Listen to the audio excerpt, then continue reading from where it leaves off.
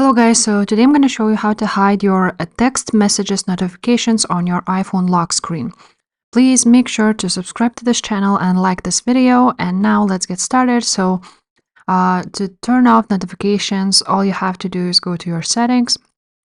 After that, you're going to go on, scroll down and see notifications right here, so we're just going to click on that.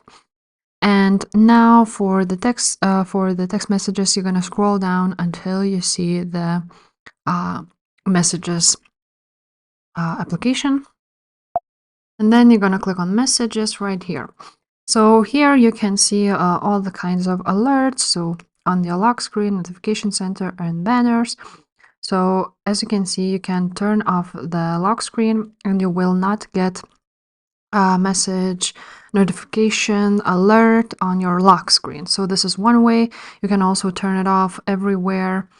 You can just basically click this button and it will not allow notifications from messages. And also lock screen appearance, as you can see right here.